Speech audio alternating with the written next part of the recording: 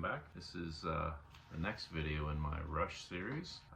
Last one was Moving Pictures, and we're moving on to Signals.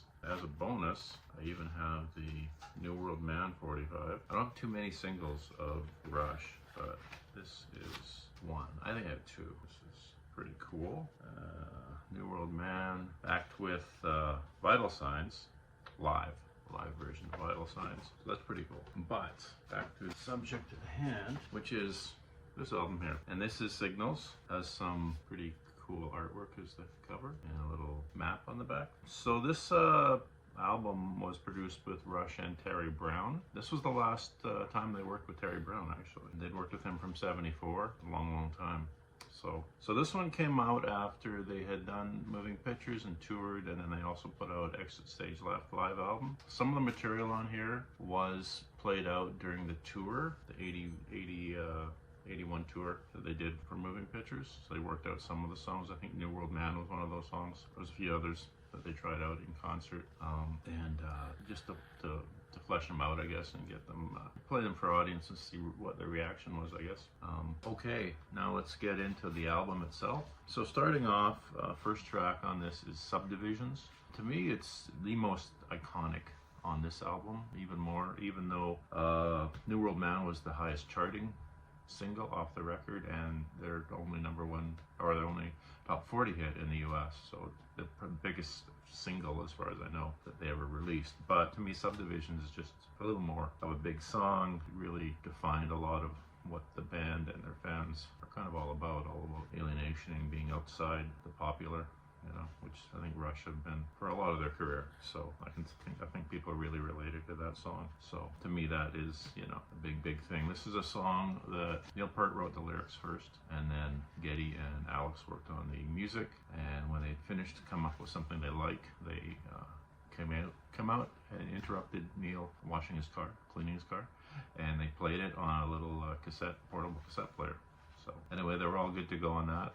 He liked it, so they went ahead, and that was the result of that. The Analog Kid. This was the one I believe they wrote while on vacation in the Virgin Islands, I think. That's where they came up with the idea for that one. This one, this song and actually Digital Man, which is the fourth track, were used as characters in a comic book years later in 2004 called Common Grounds. I guess the writer was a fan, so the comic book was about Common Grounds was a coffee shop that the superheroes met at, I guess.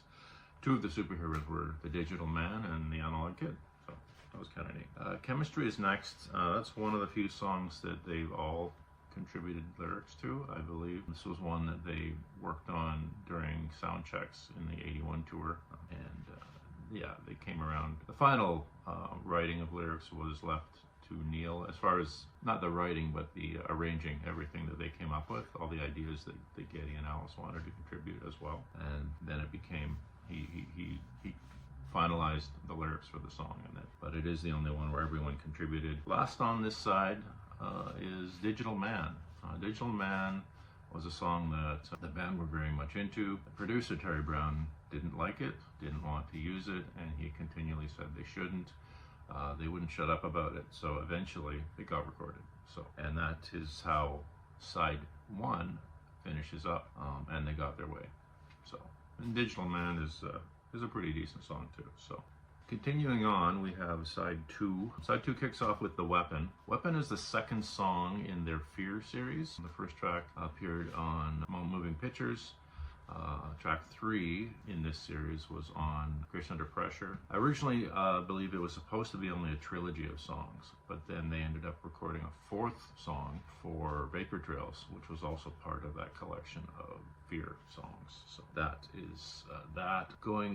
Continuing on, we go into New World Man, which is the single, the big song, the big hit single off of this. To me, I've always connected that song with Tom Sawyer, as far as a certain type of man, like Tom Sawyer describes a certain type of man, and this one, New World Man, also similar, and they came out within a few years of each other, and this is when I was a teenager, so I heard this stuff on the radio, and so this was my image of Rush, these two songs basically, and then later on, you know, I really got into like Grace Under Pressure and those types of things. But those are the two most impressive, made the most impression on me, were those two songs. And so I have a connection there, and also just the theme-wise, as far as these, you know, types of man, describing a certain type of man. So it's kind of, that was interesting too. So next up on this album is Losing It. Now that song was had a contribution from Ben Mink. I believe it was the electric violin that he played on here. They've been looking to work with him for a while. Ben Mink at the time, I believe, was in the band FM. He was in quite a few bands in Canada. He later went on to be a major producer.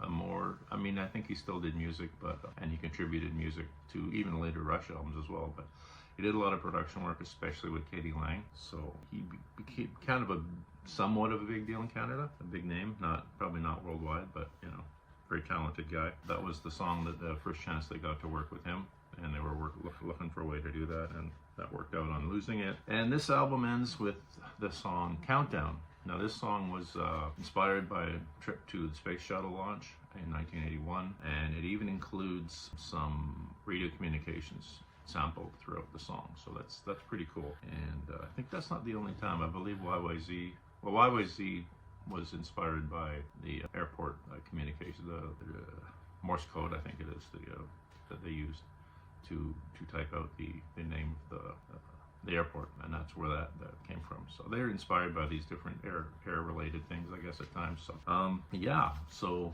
that's Signals. It's pretty interesting. Good record, solid. They definitely went in the direction after this, or continuing from this, with more electronics, more synthesizers in their music.